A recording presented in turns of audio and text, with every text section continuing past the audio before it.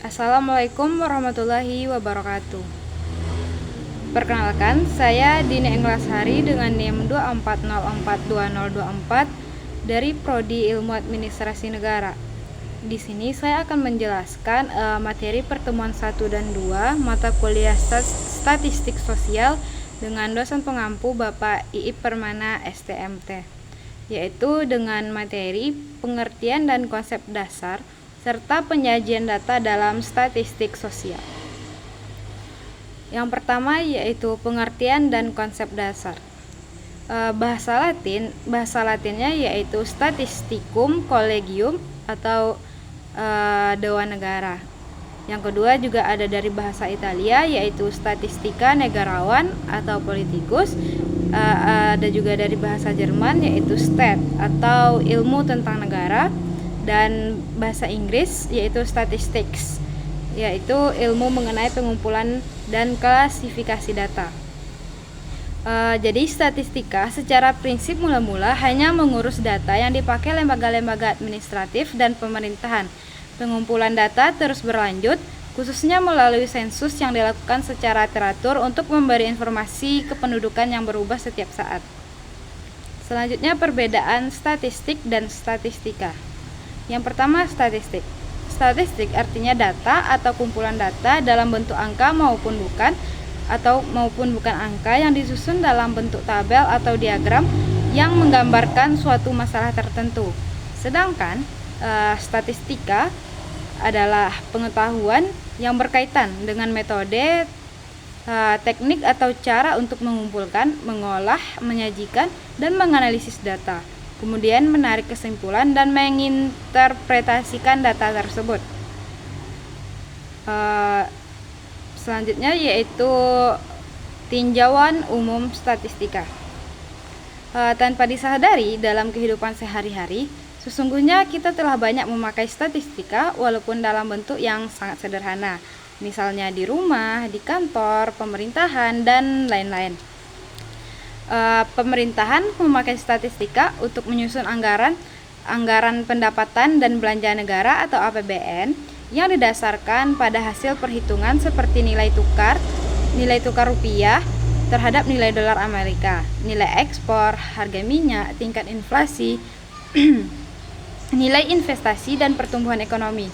Dalam hal ini, perhitungan statistika merupakan suatu prediksi atau perkiraan yang berdasarkan penilaian indikator ekonomi pada tahun sebelumnya. Selanjutnya, di negara-negara maju, ilmu statistika telah lama berkembang dengan pesat sejalan dengan kemajuan ilmu ekonomi dan teknik. Misalkan seperti Jepang, itu adalah negara yang sangat berhasil menerapkan statistik dalam berbagai bidang seperti perencanaan desain produk mobil dan strategi menguasai pemasaran di berbagai negara. Jepang telah berhasil memadukan ilmu statistika dengan ilmu ekonomi, desain produk, psikologi, dan sosiologi masyarakat di berbagai negara untuk memprediksi dan menganalisis perilaku konsumen sehingga negara itu mampu. Selanjutnya yaitu statistika dan metode ilmiah. Metode ilmiah adalah salah satu cara mencari kebenaran yang bila ditinjau dari segi penerapannya, resiko untuk keliru paling kecil. Langkah-langkah dalam metode ilmiah, yang pertama ada merumuskan masalah, yang kedua melakukan studi literatur, yang ketiga membuat dugaan-dugaan, pertanyaan-pertanyaan atau hipotesis, yang keempat mengumpulkan dan mengolah data, menguji hipotesis atau menjawab pertanyaan, dan yang kelima yaitu mengambil kesimpulan. Selanjutnya ada 5 peran statistika, yaitu instrumen, sampel, sifat data, variabel, dan metode analisis. Selanjutnya yaitu manfaat statistika. Ini ada manfaatnya, yaitu manfaat mempelajari statistika dan manfaat statistika dalam riset sosial. Yang pertama yaitu manfaat mempelajari statistika, yaitu pertama memberikan pengetahuan dan kemampuan kepada seseorang untuk mengevaluasi terhadap data, dan juga bagi mahasiswa ilmu-ilmu sosial, statistika dapat bermanfaat bagi dunia kerja kelak. Yang keduanya yaitu manfaat statistika dalam riset sosial. Fungsinya yaitu Manfaatnya yaitu menyusun, meringkas, dan menyederhanakan data. Yang kedua, merancang kegiatan survei atau eksperimen. Yang ketiga, menerapkan metode terbaik dalam penarikan kesimpulan atau inferensia. Dan yang terakhirnya yaitu mengukur baik tidaknya sebuah inferensi atau penarikan kesimpulan. Selanjutnya saya akan membahas kegunaan statistika. Alat bantu untuk memperluas pengetahuan terhadap masalah-masalah yang rumit, kabur, dan tidak pasti. Alasannya yaitu fakta-fakta dapat disusun sesuai kebutuhan, data yang rumit dapat disederhanakan, data dapat disesuaikan dengan kebutuhan, dapat digunakan sebagai teknik perbandingan, dapat digunakan untuk menginterpretasi beberapa masalah secara simultan, dapat digunakan sebagai teknik pengambilan keputusan yang akurat. Selanjutnya, aplikasi statistika. Di sini ada 3, yaitu yang pertamanya dalam berbagai disiplin ilmu, baik ilmu alam, ilmu sosial maupun di bidang bisnis, ekonomi, dan industri. Yang kedua yaitu dalam pemerintahan untuk berbagai macam tujuan seperti sensus penduduk. Dan yang ketiga yaitu prosedur jajak pendapat atau polling. Misalnya dilakukan sebelum pemilihan umum, serta jajak cepat, yaitu perhitungan cepat hasil pemilu atau quick count. Selanjutnya saya akan membahas keterbatasan statistika, yaitu tidak dapat digunakan untuk segala macam fenomena atau persoalan. Alasannya yaitu pertama, statistika hanya dapat digunakan untuk memecahkan masalah-masalah yang dapat diukur atau dapat dinyatakan dalam bentuk numerik. Yang kedua, statistika tidak dapat digunakan untuk fakta tunggal. Yang ketiga, hasil-hasil analisis statistika hanya merupakan pendekatan dan bukan kebenaran matematik. Dan yang keempat, yaitu statistika dapat memberikan kesimpulan yang keliru dan kadang-kadang hanya dapat digunakan atas dasar rekomendasi dari tenaga ahli. Selanjutnya, yang kelima, yaitu statistika hanyalah alat yang membantu peneliti untuk memudahkan memahami dan memberikan makna dari data penelitian yang diperoleh. Yang keenam, tugas peneliti untuk memberikan interpretasi terhadap data yang diperoleh dan membahasnya lebih lanjut secara lebih mendalam dan komprehensif berdasarkan teori-teori yang mendukung serta fakta yang terjadi di lapangan. Dan yang terakhir atau yang ketujuh yaitu pada ruang interpretasi hasil analisis data. Yang ketujuh yaitu pada ruang interpretasi hasil analisis data. Inilah karya monumental seorang peneliti diperoleh. Selanjutnya saya akan menjelaskan jenis-jenis statistika, yaitu ada 2, yaitu berdasarkan aktivitas yang dilakukan dan berdasarkan metode yang digunakan. Kalau berdasarkan aktivitas yang dilakukan, ada statistika deskriptif dan juga ada statistika induktif. Sedangkan kalau berdasarkan metode yang digunakan, ada statistika parametrik dan statistika non-parametrik. Ini adalah gambar statistika deskriptif. Ada strukturnya. Statistika deskriptif itu yaitu yang pertama membahas cara-cara pengumpulan data, yang kedua penyederhanaan angka-angka dari pengamatan, yang ketiga pengukuran pemusatan dan penyebaran untuk memperoleh informasi yang lebih menarik. Selanjutnya juga ada kegunaan statistika deskriptif. Yang pertama yaitu kumpulan data tersaji dengan ringkas dan rapi dan dapat memberikan informasi inti. Yang kedua, data bisa ditampilkan dengan teknik grafik atau numerik. Yang ketiga, dapat mengukur 2 karakteristik dari setiap responnya dan meneliti hubungan keduanya. Yang keempat yaitu berperan penting dalam persiapan analisa data. Ini adalah bentuk contoh statistika deskriptif, yaitu salah satu dampak dari membaiknya sektor real adalah tingginya tingkat pengangguran di Indonesia. Pada Agustus 2004, jumlah pengangguran terbuka mencapai 10,3 juta, Februari 2005 sebesar 10,9 juta jiwa, dan Februari 2006 mencapai 11,1 juta jiwa. Ini ada diagramnya di sini. Selanjutnya yaitu statistika inferensial. Ini adalah bentuk struktur dari statistika inferensial.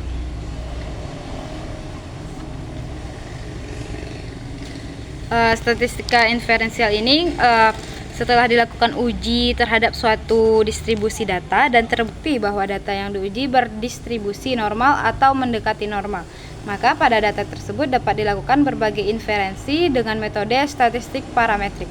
Tetapi jika dalam pengujian terbukti distribusi data tidak berdistribusi normal atau jauh dari normal, maka inferensi yang dilakukan hanya dengan metode statistik non-parametrik. Selanjutnya saya akan membahas statistik parametrik dan non-parametrik. Statistik parametrik yaitu bagian dari statistika inferensial yang mempertimbangkan nilai dari satu atau lebih parameter populasi. Membutuhkan data yang berskala pengukuran minimal interval dan berpijak pada asumsi spesifik mengenai bentuk distribusi populasi yang diasumsikan normal. Sedangkan statistik non-parametrik yaitu bagian dari statistika inferensia yang tidak mempertimbangkan nilai dari satu atau lebih parameter populasi. Validitas tidak bergantung pada model peluang yang spesifik dari populasi dan distribusi data tidak dapat diasumsikan normal.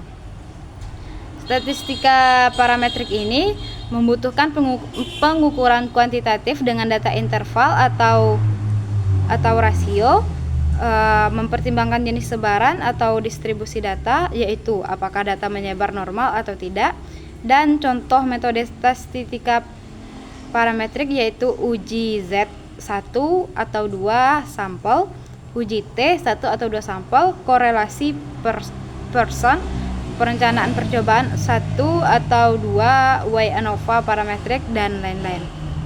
Sedangkan statistik non-parametrik membutuhkan data dengan data ordinal dan nominal, merupakan statistika bebas sebaran atau tidak mensyaratkan bentuk sebaran parameter populasi baik normal atau tidak. Dan contoh metode statistika non-parametrik yaitu binomial test, chi-square test, median test, Friedman test, dan lain-lain. Selanjutnya juga ada data. Data ini adalah fakta atau informasi atau statistik yang diperoleh dari penghitungan atau pengukuran atau percobaan. Data merupakan kumpulan keterangan atau fakta tentang sesuatu objek atau fenomena, baik berupa angka-angka atau bilangan maupun berupa kategori seperti senang, tidak senang, baik, buruk, berhasil, atau gagal. Data akan sangat bergantung dari definisi operasional variabel penelitian. Jenis data berdasarkan sifatnya ada data kualitatif, dan data kuantitatif. Data kualitatif ini ada seperti jenis kelamin, warna kesukaan, asal suku, dan lain-lain. Kalau data kuantitatif ini ada dua, yaitu data diskret dan data kontinu. Data diskret ini seperti perhitungan jumlah mobil, jumlah staf, jumlah TV, dan lain-lain. Sedangkan data kontinunya yaitu seperti berat badan, jarak kota, luas rumah, dan lain-lainnya. Seperti ini jenis datanya, yaitu ada kualitatif, kuantitatif. Kualitatif ini nominal ordinal, dan kuantitatif ini interval rasio. Ini ada jenis data, ada gambar jenis data, yaitu bilangan menunjukkan perbedaan itu adalah nominal, ordinal, interval. Seperti pada data bisa dilihat di sini. Selanjutnya data nominal. Data nominal itu adalah data berskala nominal, adalah data yang diperoleh dengan cara kategorisasi atau klasifikasi. Ciri-cirinya, posisi data setara, tidak bisa dilakukan operasi matematika. Contohnya yaitu jenis kelamin dan jenis pekerjaan. Selanjutnya yaitu data ordinal. Data ordinal berskala ordinal adalah data yang diperoleh dengan cara kategorisasi atau klasifikasi, tetapi di antara data tersebut terdapat hubungan Ciri-cirinya yaitu posisi data tidak setara, tidak bisa dilakukan operasi matematika. Contohnya usia, ranking, tingkat pendidikan. Selanjutnya ada data interval. Data berskala interval adalah data yang diperoleh dengan cara pengukuran di mana jarak antara dua titik skala sudah diketahui. Ciri-cirinya tidak ada kategorisasi, bisa dilakukan operasi matematika. Contohnya temperatur yang diukur berdasarkan derajat Celcius dan juga ada sistem kalender. Selanjutnya yaitu data rasio. Data berskala rasio adalah data yang diperoleh dengan cara pengukuran di mana jarak antara dua titik skala sudah diketahui dan mempunyai titik nol absolut. Ciri-cirinya tidak ada kategorisasi, bisa dilakukan operasi matematika. Contohnya gaji, skor ujian, jumlah buku. Selanjutnya ini ada bentuknya yaitu skala pengukuran, yaitu skala nominal itu ada angka yang diberikan hanya sebagai label saja. Contohnya pria sama dengan 1, wanita sama dengan 2, dan waria sama dengan 3. Skala ordinal angka bisa mengandung pengertian tingkatan. Contohnya ranking 1, 2, dan 3. Ranking 1 menunjukkan lebih tinggi dari ranking 2 dan 3. Selanjutnya ada skala interval. Angka mengandung sifat ordinal dan mempunyai jarak atau interval. Contohnya 1. Saham sangat prospektif dengan harga saham. 2. Saham prospektif.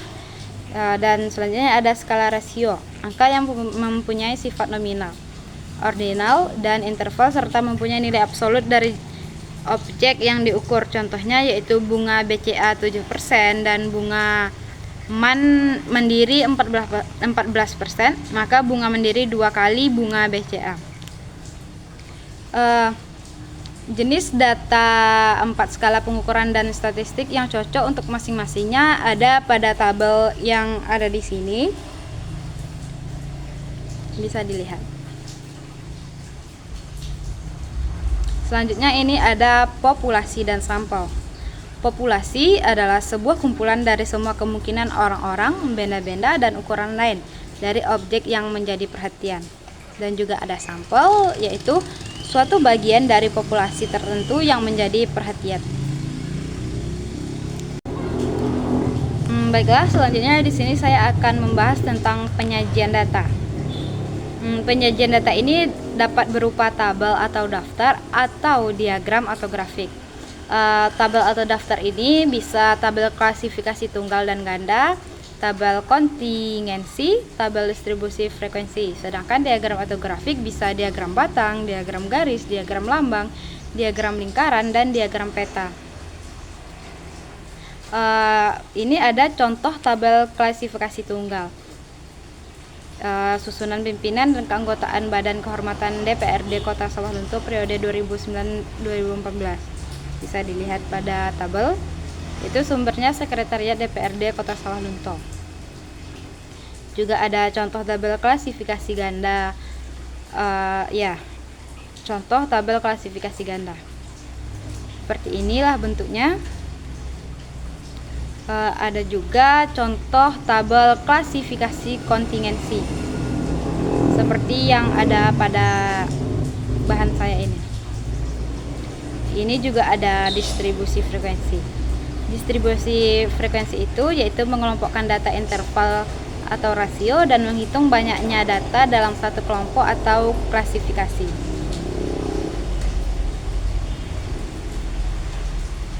Selanjutnya ada tabel distribusi frekuensi, yaitu ini menggunakan daftar nilai statistika mahasiswa prodi IAIN FIS UNP.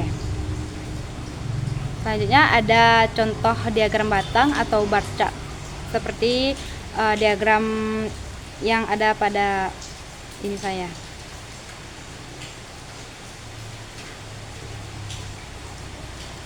Ada juga grafik batang berganda atau multiple bar chart.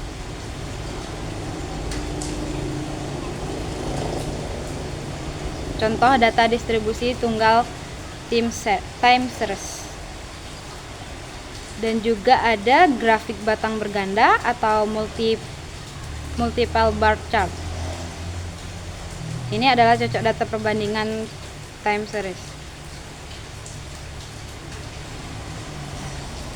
Selanjutnya ada contoh diagram garis atau line chart.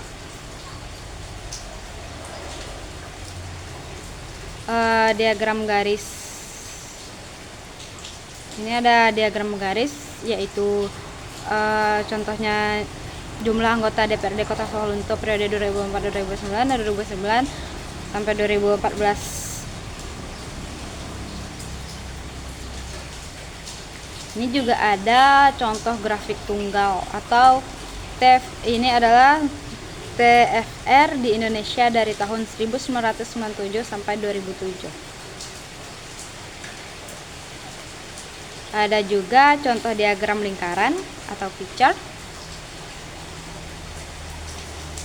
Diagram lingkaran ini ada juga contohnya yang jumlah penduduk Kota Sawalunto berdasarkan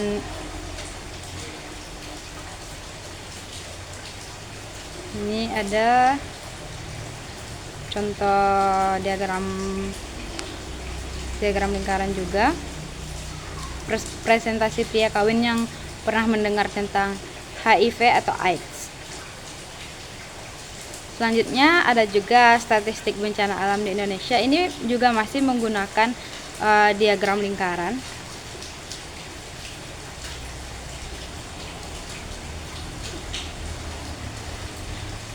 Selanjutnya ini ada contoh diagram peta atau kartogram. Bisa dilihat gambar yang ada di layar. Ini juga ada contohnya diagram peta. Ini diagram peta yaitu kondisi tektonik Indonesia.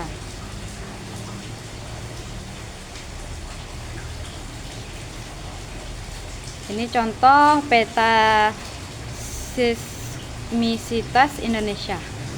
Ini pada tahun 1973 sampai 2005. Ini juga ada peta seismisitas versi 3D-nya. Ini juga ada contoh diagram peta yaitu gempa merusak dan tsunami periode 1991 sampai 2006. Selanjutnya ada contoh diagram lambang atau piktogram. Diagram Y yaitu ini lulusan Universitas X pada tahun 1985. Ini juga ada contoh diagram lambang dalam bentuk apel. Selanjutnya ada contoh grafik histogram, yaitu menjelaskan ini tentang harga saham ya. Itu juga ada contoh poligon dan juga ada contoh kurva Ogif. Mungkin sekian yang dapat saya jelaskan. Kurang dan lebihnya saya mohon maaf. Terima kasih.